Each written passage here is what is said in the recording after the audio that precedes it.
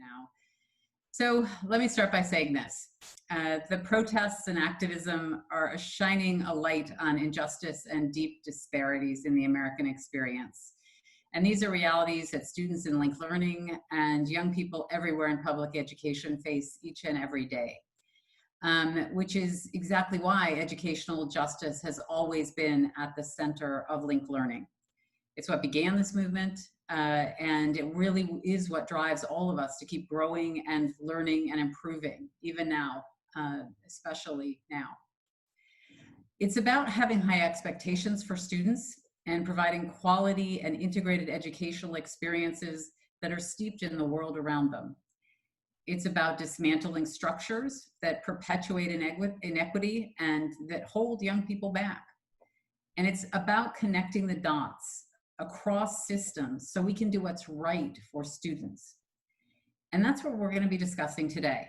Specifically, we're going to focus on ways that high schools, or our K-12 system, and our post-secondary systems can work together to rethink the experiences that yet students navigating these two institutions have, and deliberately trying to break down the silos between them so that young people have a glide path rather than encountering barriers. So today we're going to highlight examples in both San Diego and Long Beach that have done just that. Educators working systemically to really link young people to collegiate academics and accelerate their progress towards an associate or bachelor's degree.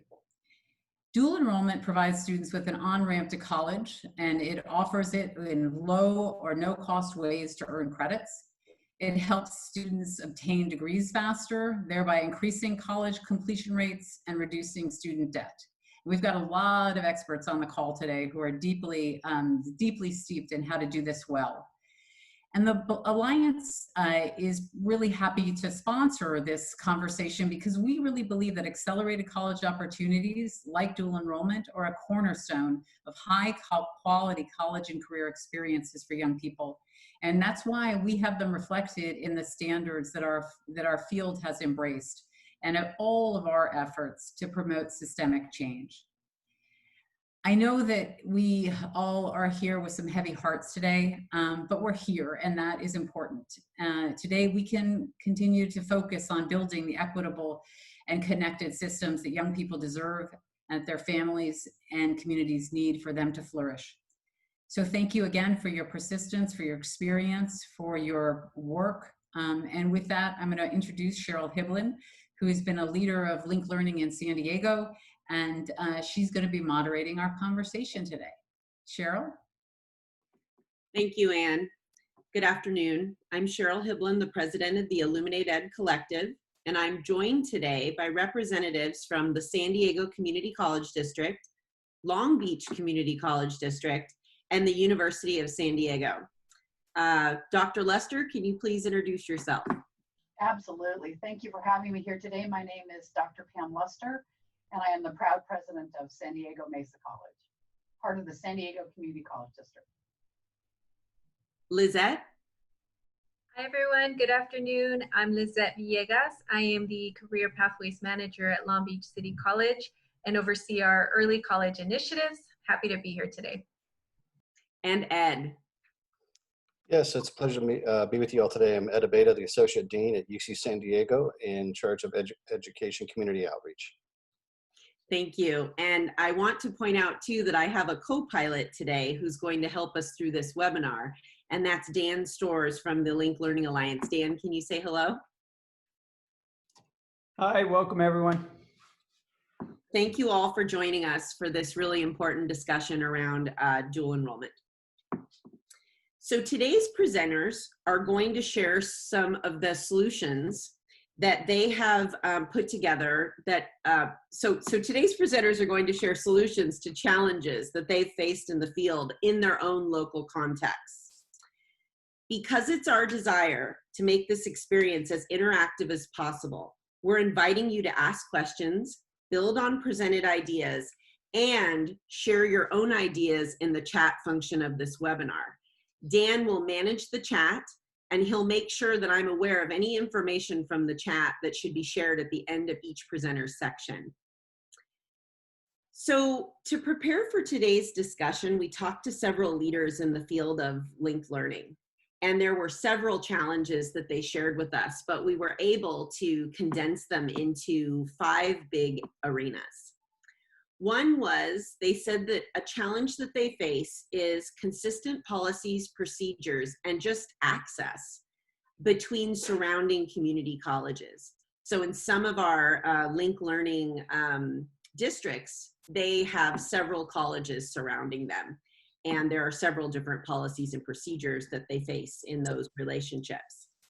They also talked a lot about student success in college coursework and sharing the responsibility between institutions for students to be successful, earning A, Bs, and Cs in these classes.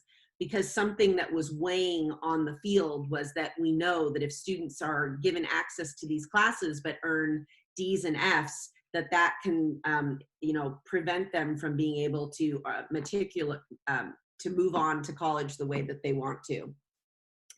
We also discussed with them scaled dual enrollment. So a lot of the dual enrollment was focused on the academic side of the house, but they wanted to see more opportunities for CTE enrollment to be scaled.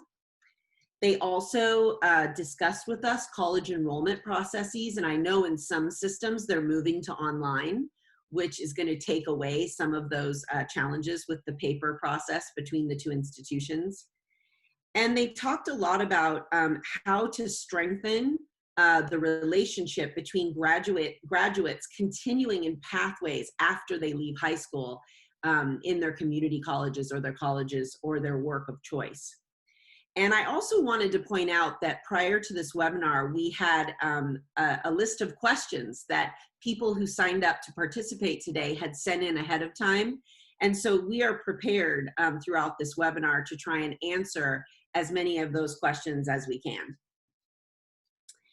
And because this is a linked learning focused discussion, it's important to understand that for us, dual enrollment opportunities are intended to be tightly aligned to our academic and technical core, which means that ideally the opportunities become part of the pathway sequence course of study.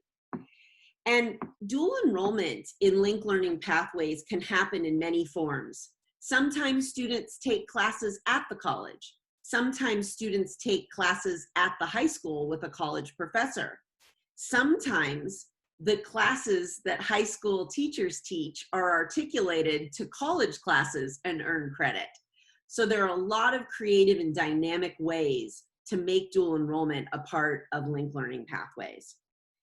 So to start off today's discussion, I'd like to hand things over to Dr. Pam Luster from Mesa College to get us started.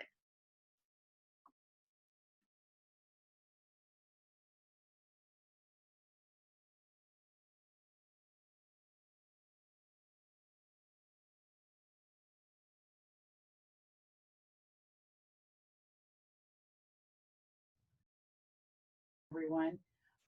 Excited to share with you today. I think we have a robust program and very excited to present some of the strategies that we have used and some of the really exciting things that are happening at Mesa.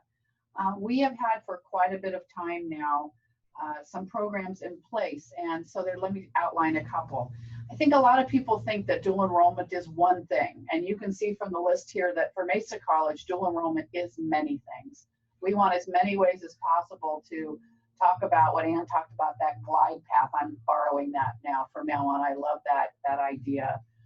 We have what's called our Kearney Fast Track program, which is a wonderful partnership with Kearney High School, which is just up the road. Shout out to, I think I saw her honor, Ana Diaz, who is the principal there, who's a wonderful partner with us. And those students actually graduate from Kearney during their senior year and start at Mesa in January. So they get a true head start fast track at Mesa. We have our ACP program, which is Accelerated College Program. It's been around about 40 years and is really designed as an accelerated program for students that are taking courses in math and political science. We have a Kearney certification pilot, which we'll talk a little bit more about.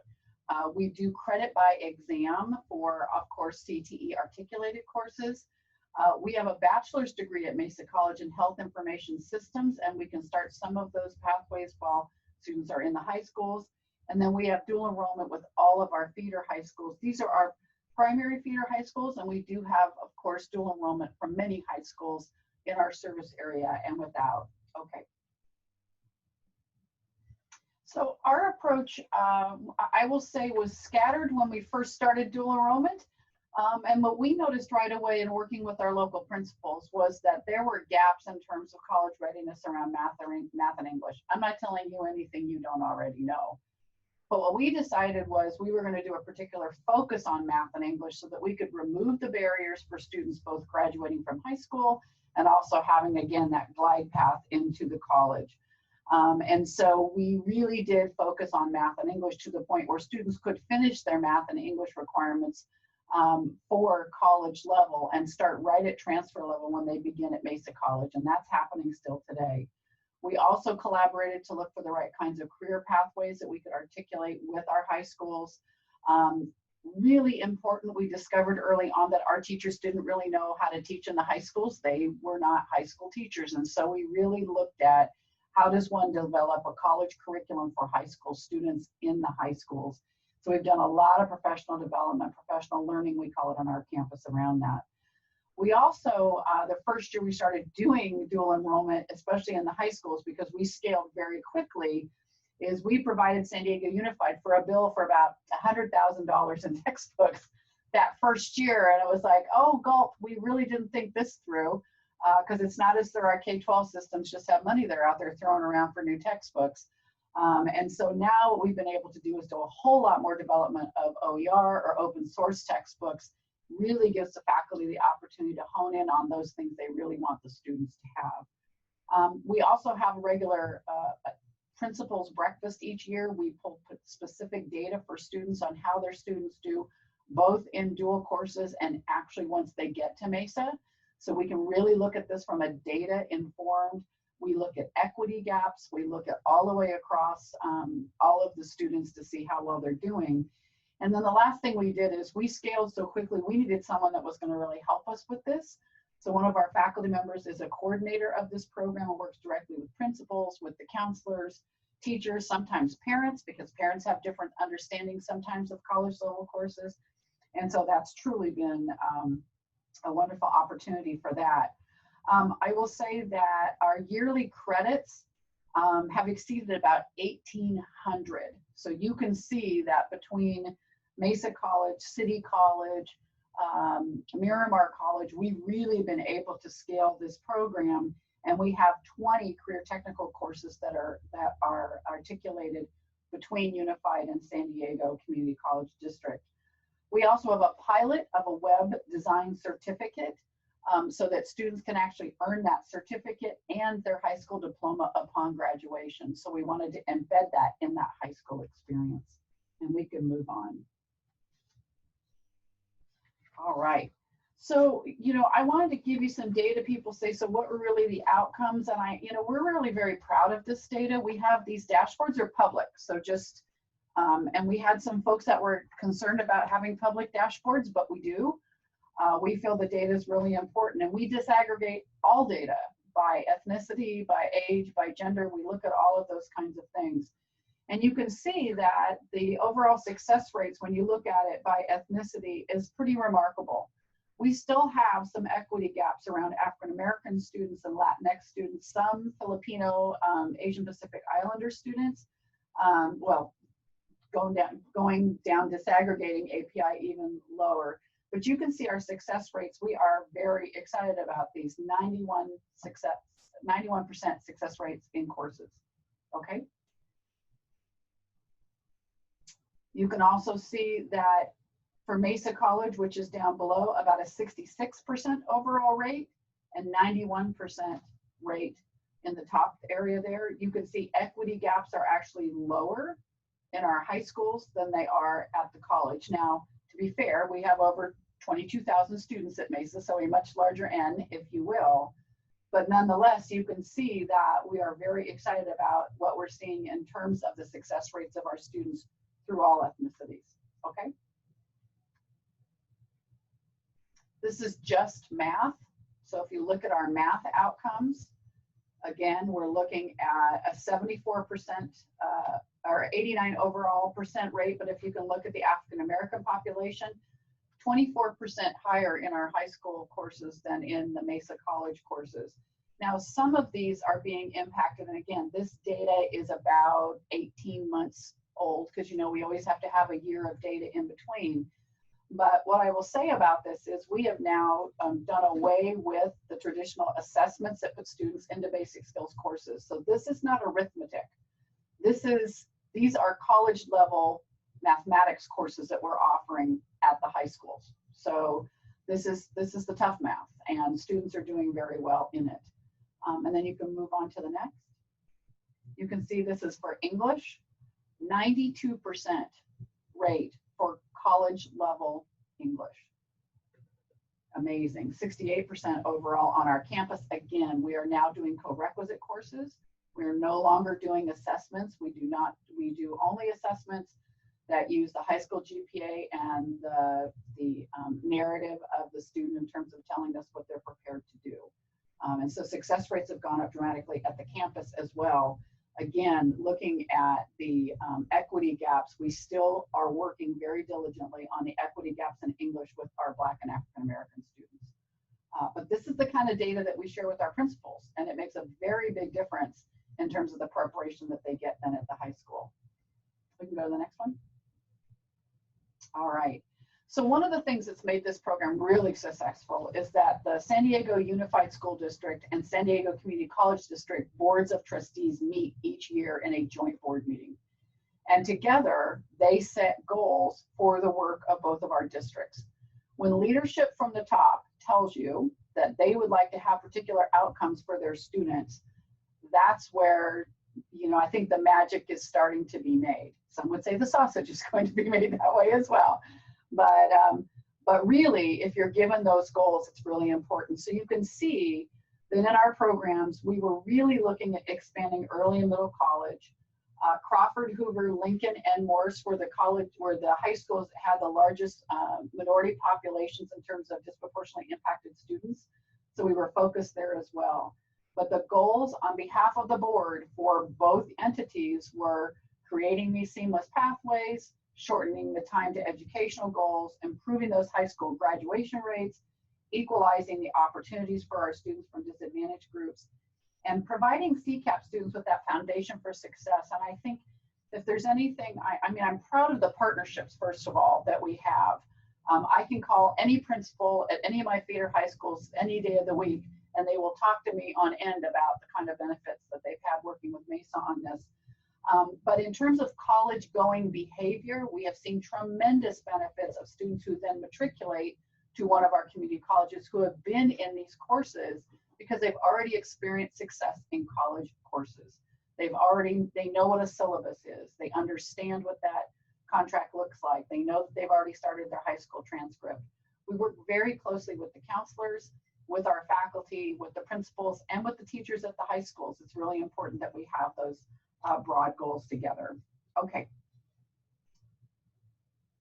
All right, you can see the growth over time. When I say we took this to scale, you can see that I mean we took it to scale.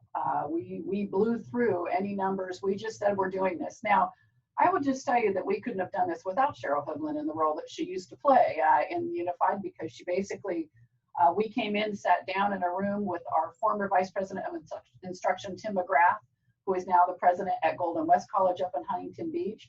And we basically sat down and just started, you know, moving all of these needles. So you can see we went literally doubled the program in 2 years. And we can move on. All right. Thank you, Pam. Absolutely. And appreciate your point on connecting systems across K-12 and post-secondary. Accelerated college opportunities and linked learning help make that possible. The linked learning silver and gold standards are for high quality college and career readiness preparation and explicitly call for providing all students with the opportunities to experience college level classes and earning college credits beginning in high school. As Ann mentioned earlier, these opportunities give students a leg up on reaching their college and career goals. To meet the linked learning standards and support students' transitions to college success requires building effective relationships with post-secondary institutions. And now we want to hear from you. So we encourage you to ask questions. You can, again, as Rachel mentioned, you can raise your hand and ask a question if you'd like to get a conversation going that way.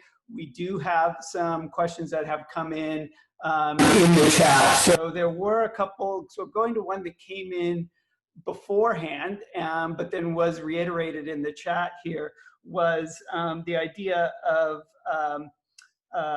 how they GPA is addressed, enhancing the GPA for dual enrollment classes.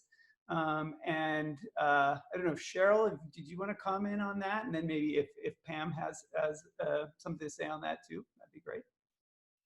Absolutely. So one of the challenges we faced, especially when I moved from Kearney to the district office, was that students who wanted to bump their GPA, they just wouldn't even take college classes because they weren't weighted on the transcript.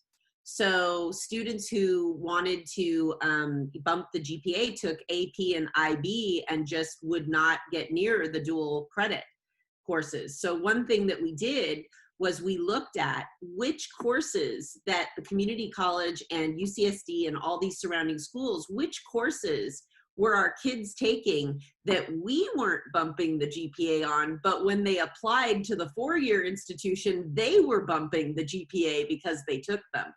And what we found out was most of the higher level courses that we were offering, they were in fact bumping them. So we had our board, we went to our Board of Education, it was very supportive, and we wrote a policy and we onboard community college classes now, and kids earn the weighted credit for those courses just like they were an AP or an IB.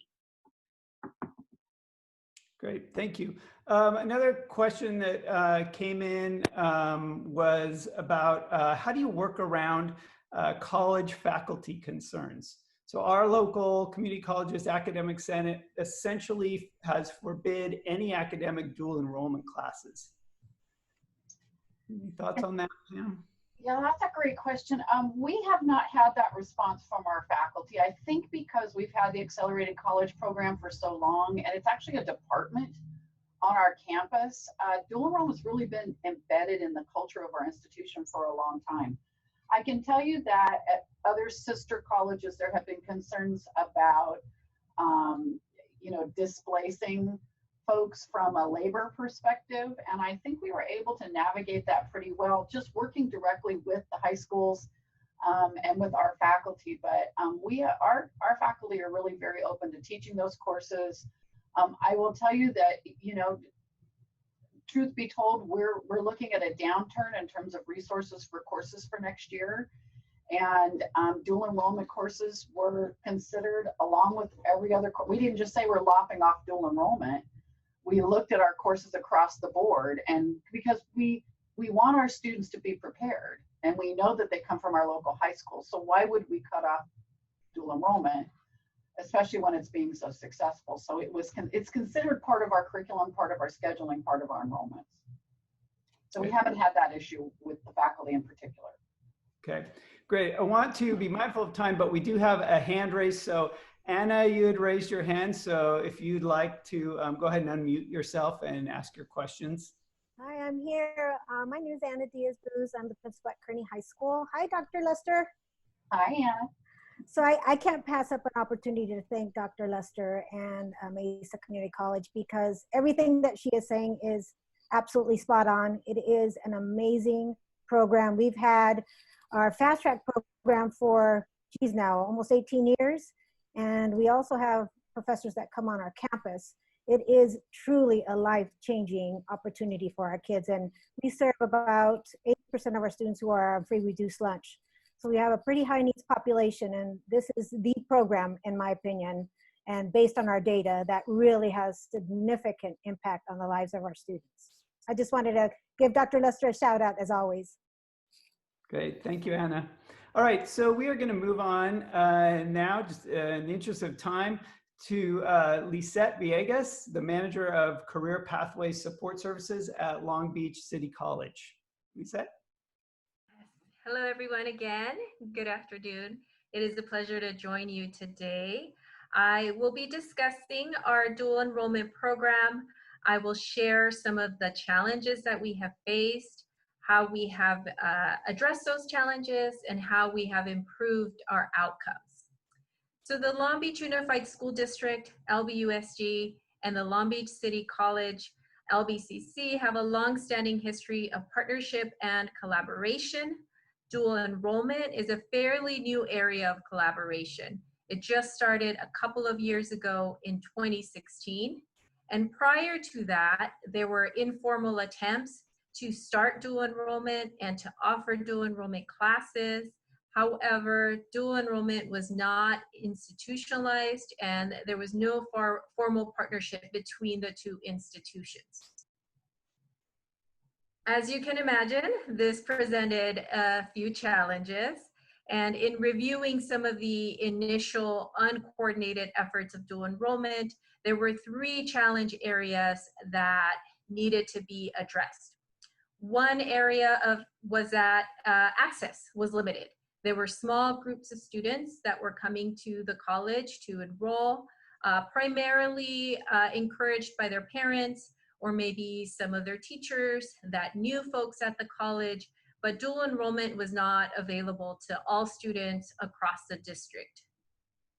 The courses that were offered, I think we were a classic case of random acts of dual enrollment where it was just one-off courses that were offered. They were based more on immediate interest or needs with the district or the college. And there was no strategic planning to really offer a set of classes that would benefit the students and provide meaningful credit for the long term. And the third challenge area was that there was a lack of student support. Just offering the classes, having the opportunity available was not enough. Students needed more assistance in navigating the enrollment process and even in seeking out academic resources. The first couple of classes that were offered, students did not do very well. So we all know that dual enrollment can greatly benefit students, but unfortunately at that time, although there were some great processes that were developed and it was a step in the right direction, but there was still a need to develop a more comprehensive and institutionalized collaboration. So in 2017, LBCC and LBUSD worked together to launch the Early College Pathways Partnership Program, or ECPP. And this program was developed to address some of the challenges and to provide a coordinated partnership and a comprehensive program. So we had representatives from LBCC and from LBUSD that came together to meet on a monthly basis and to develop a framework for this program, to set goals and to monitor progress. And to this day, we continue to meet on a monthly basis. Of course, some of the players have changed. There's been transitions in leadership, but we still have a joint planning meeting where we discuss our improvements, we review our data, and really work together as partners to leverage resources to ensure success of the students. Today, I will highlight in the next couple of slides some of the changes that we made to our course offerings and to our student support to really enhance the program and increase student success. So in our planning meetings, we spent a lot of time reviewing programs of studies to determine which courses should be offered. So again, moving away from these one-off course offerings to really select group of classes that we could offer for students. We have all of our courses aligned to LBUSD pathways. So we really work together with the district to make sure that the classes that we're offering are enhancing their offerings and that feed directly into our programs. For each pathway, we have a course sequence that we identified. So we have 3 to 4 courses that students can take that will help them earn either an industry certificate, LBCC certificate, or work towards an LBCC degree. The example that you have there, the graphic, is for computer office studies. So we've done this for 6 different pathways, and we have identified the courses and mapped out where they fit. And we schedule out the classes 2 years in advance. Again, and we review them every year just to make sure that we capture any changes to our curriculum or to the LBUSD curriculum as well. And another area that we really built out and that we continue to expand is our student support. We take a very proactive approach. Lately, I've been hearing a lot about intrusive counseling. I don't think we're intrusive, we're just proactive. And we, as a team, have developed some great tools to really help students to increase their success and just to flag any issues before they get to the end of the term and end up with negative grades or, you know, negative mark on their transcript. So we support the students throughout the whole application process from the start to the very end of the term. A lot of our students continue with us beyond that. But where we really kick off that support service is at orientation. There is an intake form that we have the students complete, and this intake allows us to just flag potential challenges for the students throughout the term. Midterm, sometimes once or twice, depending on the duration of the semester. We also have the students submit a student progress report. And this is, again, to flag any concerns from the professor. And this has been a great tool to better guide the students in accessing services on campus. But it's also been a great way for the students to better communicate with their professors and develop some of those soft skills that they will need when they are full-time college students. We also send out different communications via email and remind to help students stay on top of deadlines or important events on campus. So there's several ways that we communicate with the students and that we provide support.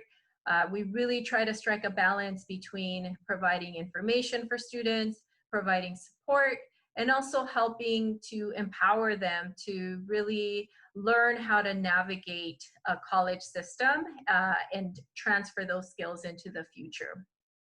So we built a really strong mentoring program, and this year we added a new component, which is the ambassador program. So now we have dual enrolled high school leaders that are working with our graduate intern. We have one pictured there, Jasmine, and they volunteer. They have signed up to volunteer and now be ambassadors within the program. So they're helping to develop resources and help guide their peers in their college experience.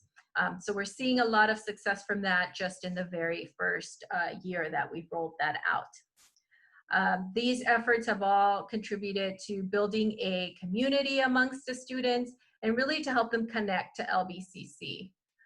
In addition, we of course continue to work with different campus offices and have really worked to identify points of contact so that when students are navigating the services, they have specific folks that they can work with, and it's an easier handoff, as we know that oftentimes those can present barriers for students.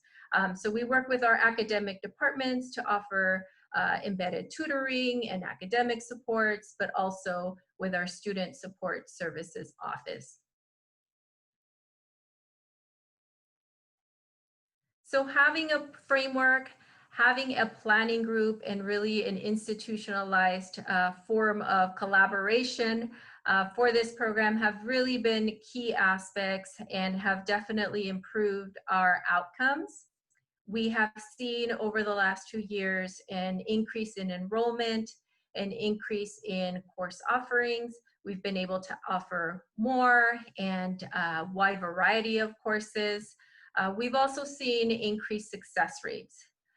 We have in our majority of sections and across all pathways, our high school students perform as well or better than non-high school students. I mentioned at the very beginning that initially our students did not do well, but we're definitely seeing great success rates now. They often range in the 80 to 90% range. And last term, we hit our goal of 90% across all classes. We do offer a variety of classes. So this is for GE type courses, CTE courses, and student success courses. So with a wide variety of subjects that we offer, our students are doing really well. And these success rates have been especially important in increasing equity, as we have seen increased achievement across all ethnic groups, and we've especially seen gains for African American students. We want to continue to bridge these gaps and increase our success rates.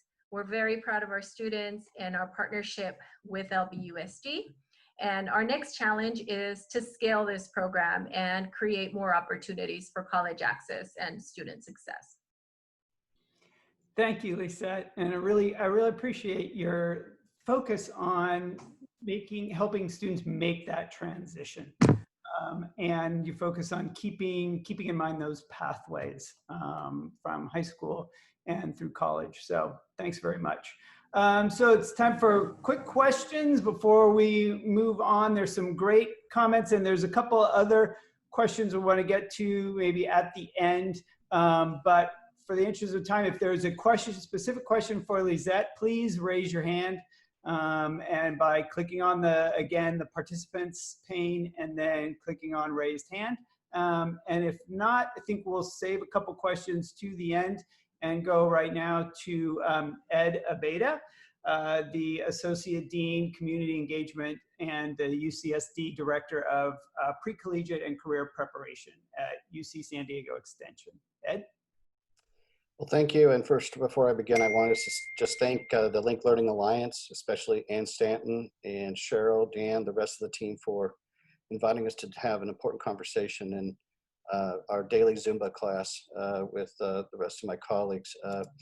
I do appreciate having an opportunity to just go to introduce a little about UCSD Extension. And before I get into some of our overview extension, I think there's some very important points that connect Link Learning in terms of values, and that is this notion of career and college prep, but also a sense of equity, diversity, and inclusion. And it's those baseline underpinnings that guide a lot of our work. And this is important, especially from our perspective, mine personally, as we are a public institution serving the greater good in partnership with so many other collaborators. A little bit of extension, we actually work and have been predominantly known as continuing education, but we've expanded much more, and I'll go over that in a little bit to cover a whole area across the lifespan. A little bit about our data is we're still one of the largest providers of continuing education in the entire country. We don't receive any state funding. Most of our funding comes from student fees, contracts, and other industry resources and contributions. We enroll about 500,000 Californians in each year in our programs, and about 17,000 different courses and programmatic efforts that are not just courses. I'd also add events and other seminars and things of that nature through our greater community. We're also one of the largest provider of continuing education to students coming from other countries. So we have a broad reach in terms of countries around the world that study both here and abroad. And we are now the largest UC pre-collegiate program enrollments in the entire UC system, and the only one sole directed year-round to serving a greater community. So as we start looking at really UC San Diego, we kind of look at this as across a lifespan. This shouldn't be anything new to most of us, but we joke to some of our colleagues, we cover the education across the lifetime, or as we call the twinkle to wrinkle area. For today's purposes, we'll focus primarily on an area that is so important and relatively new. We're in infancy starting 2012 of actually developing, getting approved, a pre-collegiate division extension serving our greater community internationally. And so we started in pre-college, and let me go into the next area where we start talking about why we actually wanted to advance on this. And it was largely because there was an unmet need of serving students in the pre-collegiate area in complementing from the UCSD. Most of the UCSD pre-collegiate programs traditionally have been grant funded or episodic in nature. What we wanted to do is really have a sustained engagement year round that educators, families, and students could count on. And so we embarked with some of these key points. We wanted to work with school districts and colleges to meet their policy and schedule requirements. We understand that one size does not fit all, and we had to adapt and be flexible and nimble to make sure that as we looked at our programmatic efforts, it had to be where and meet the partners where they were at. And it also meant, I should note, that it didn't mean them students and others coming to campus. It was us coming to the community we serve. So serving and offering courses in the greater community online and so on is a key element of our outreach efforts. We've also expanded our course offerings for college credit and certifications based on workforce demand. And this is a key area because certification from industry approved by CEOs in industry is a key part of our success over 60 years. And the key aha moment was, why couldn't we bring that into the pre-collegiate market and enable students to not only receive their diploma, but actually a certificate from the University of California, San Diego. We also found that serving parents, educators, and nonprofits were key in our success. It was a secret sauce that just focusing on the students was one-dimensional, and we wanted to add the wrappings of the whole family. And in the end, we know and say this all the time to our staff and others, we move at the speed of trust, and we understand that relationships matter. So a little bit about some of the areas we work on is this notion of a college pipeline. We initially started with academic connections. These are research embedded courses, and they're not just located residentially on campus, but we also have partners in other universities around the country. For instance, I believe there's maybe some registrations from University of Hawaii, Hilo. We partner on the Big Island for research experiences there. Biosphere 2 with University of Arizona, University of New Mexico at the Los Alamos Labs. And also in Washington, D, if many of you didn't know, there's actually a building called UCDC with some fine graffiti on it after yesterday, since it's 4 blocks from the White House, and is one of our key stakeholders for federal and research dollars and gatherings with our elected officials.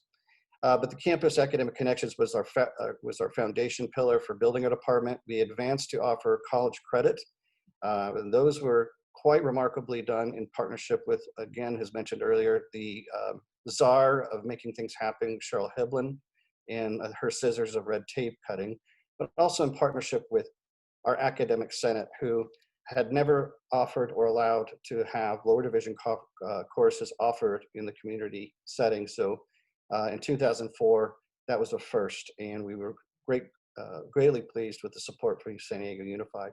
In addition, we actually offer test prep and other things, largely because we didn't intend to do that, but we found in equity, diversity, inclusion, test prep, high quality instruction is important in terms of access. And just because you had the means was a factor in terms of getting better scores, and we wanted to level the playing field. And so test prep evolved.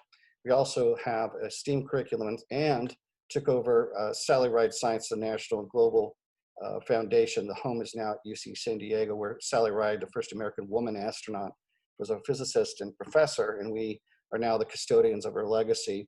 And also the STEAM curriculum, which we are unique in the sense that we have the only UCTV oversight for the entire UC system for the UCTV STEAM channel. In addition to that, we also have programs that serve undergraduates called Launch, where students can not only finish their degree, but also get a certificate, similar to the model we're trying to serve in the high school market. So as we go into how we're serving students, I think it's important to talk about our financial model and how we serve students that otherwise would not have means. And so in the next slide is a graph that showcases since 2012, we have served almost 10,000 students, but most importantly, almost $4 million in financial aid and scholarships. And a real simple model, we call a subsidized model. For every dollar that we make in terms of open enrollment, we set aside 40% to ensure scholarships and outreach with our partners. We do have some open scholarships, but we really key on partners, school districts, nonprofits, to work with them to select their students to enable them to move forward and take advantage of our program offerings. So as we look at our next step in looking not just in college credit and residential and on campus, what we have found is the most remarkable new thing for us anyway, is this notion of linkages between academic credit and what some call CTE, but this notion of getting a certificate in an industry area that I think aligns well with the linked learning philosophy. And this was piloted at a linked learning school, Claremont High School, this 2 years ago. For those of you who don't know that school, they have a unique approach in having 4 academies. It includes computer science, engineering, computer science, and so on. And we're able to take some of our certificates that we offer to professionals and adults and move them into the high school market. And so the themes came out: program your future, manage your future, formulate your future as a life sciences piece. And these have taken root extremely well and opened up a whole new venue with teachers engaging in their craft, but also industry professionals, faculty, and most recently, what we've been so proud is opening it to parents in certain communities because it's offered online and in person in certain areas. And we found that some of the anecdotal comments was that students' parents, especially from first generation, have a better understanding of the pathway and have a sense of cohesion and understanding in the flow of a shared experience. And not only that, some of them are actually advancing in their own careers and getting jobs as a partnership within the family. So this notion of certificates offered to high school students is something we're advancing rapidly across the state of California. And by next year, we'll be also be moving a lot of these certificates on book, or over 32 certificates we plan to scale the next 2 to 3 years, both in the state of California and nationally. So I will look at some things that also, in addition to scale, is we also have been certified as the sole curriculum developer for the United Nations around the 17 sustainable goals. And the reason this is important is because we want to connect the learning in the classroom to something bigger than just the education itself. It's something that can change communities, advance humanity. And the students can actually put their contributions in the work they do that's purposeful and meaningful in a way that's been defined with 193 other countries around the world. We're also exploring about looking at how to redefine an internship. We found several problems about access to companies, time, commitment, and logistics of internships. So as we look in the future, redefining with a teacher-led and in partnership with staff at various companies, looking at actually a very sequenced out experience of really looking at internships and thinking in new and innovative ways of how the same outcomes can be delivered with an actual tangible portfolio that can be showcased to employers and lead to paid internships and other advancements in companies. I mentioned the UCTV, that just so you know, that is reaches about 2 million a month with partners of Apple, Roku, YouTube, and Amazon. And we're also looking at hubs of locations because we realize as we scaled, having locations in the community were key instead of our faculty being able to be dispersed at different schools selectively. The first one will be actually in National City with Mayor Solis, who is a alum at UC San Diego. And the last is we just acquired our own life science lab, having hands-on life science engagement and science at Pacific Beach at what is called the San Diego Science Center. Many in San Diego may know it as the Mission Bay Hospital years ago. So I will pause as we go into this next transition, and in the sake of time, I think I'll turn it over to Dan, who... All right, thanks very much, Ed, appreciate it. So there's some wonderful questions and dialogue answers going on in the chat. So I want to just bring some of those to the surface. Again, though, you're welcome to raise your hand if you want to ask a question and start a conversation. And so I want to say a couple of things. There was the questions have come up in the chat about Project Lead the Way, as well as the aligning your A through G and your early college classes and credits. So first of all, Project Lead the Way, there are a number of pathways, including some linked learning goal pathways that are using Project Lead the Way very successfully and have integrated that. So, you know, I don't know if either Cindy Bader from Long Beach or Lizzette, if you want to chime in on the conversation about the A through G requirements and the articulation with the early college credits, feel free to kind of jump in here on that, or Cheryl as well, if you want to do that. So yes, for the A through G requirements, LBUSD has mapped out all of the courses. So they actually have this huge matrix that breaks out all of the courses that we offer at LBCC and what kind of credit they offer at the high school level. And it's broken out by A through G area so that the counselors can use that when they're advising the students. And that matrix is updated every couple of years as new classes are added. So LBUSD does offer credit for those courses. Thank you. There was also some question, there was a question about what is dual enrollment, and I think Cheryl did a good job of answering that in the chat. So I don't think we need to cover that again. We have a question from Esther. What % of students are provided with scholarships or funding that allows them to attend these classes at UC San Diego Extension? And what percentage pay? So the dual enrollment that we have right now, the students pay zero at their at the sites that we have. That's an arrangement we had made with San Diego Unified. And we have been able to circumvent the typical credit course cost that would be typically about $351 per credit if you went through the traditional concurrent enrollment. What we've done is basically say it's part of our outreach mission and have cost-paying instructors and supplies, and those are for free. Some of the other areas that are not college related, again, those are through partners, and that's where we cover the full cost, but we work with a partner to do the selection. Given we have a philosophy, they know the students better, and we've come up with criteria to enable them to have selection. And those typical scholarships are summoned from Imperial Valley throughout the greater San Diego area.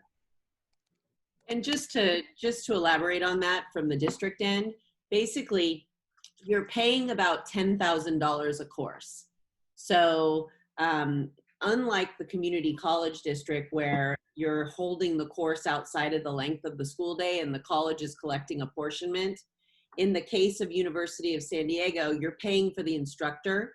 So you're paying about $10,000. And if you put 25 to 30 kids in the class, it averages out to be about $400 a student. $368 and about a couple cents. Okay.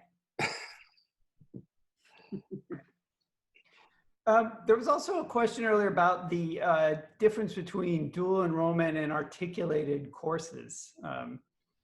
Could tackle that one, but if somebody, kind of one of the experts with us wants to talk about that a little bit.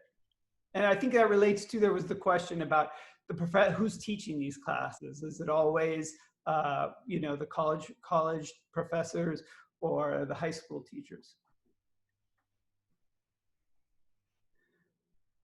So in our case, all of our courses are taught by LBCC faculty, but there are some cases in which we have hired LBUSD high school teachers as adjuncts. And our classes are all offered at our campus after school, so that allows the teachers to do both. And that has worked really well, just of course, because they're more familiar with that high school age, and it's just been a great way to also kind of bridge the two systems. So in our case, it's worked out well. Great. Thanks, Lizzette. There's also a question about whether or not campuses outside of San Diego can take advantage of UC San Diego's courses. And I know the answer is yes, so maybe Ed could explain how that would happen. Yeah, so we are moving to have 98% of all of our courses by this next term moved online. They're actually 100% already, but what we have found is that we need to make sure that we don't really rely on Zoom. We're really moving on a really review of our content. But so in short, they're moving online and blended as we move into modeling in the future, and they're existing. There's about 7 certifications available now.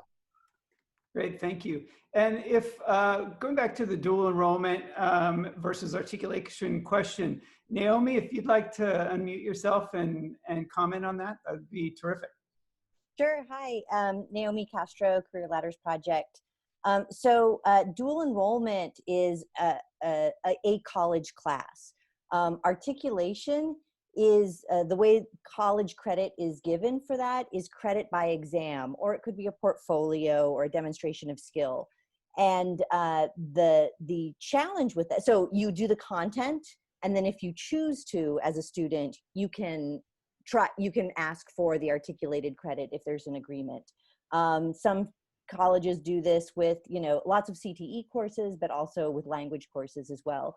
And if you, the challenge can be that it's noted on a student's college transcripts, credit via examination. So sometimes when transferring to a 4-year, they might not accept that as credit in the major. Depends.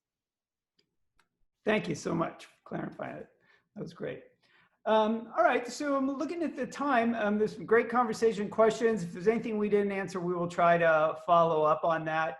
But we want to thank you very much for your dedication to young people of our nation and for being here today.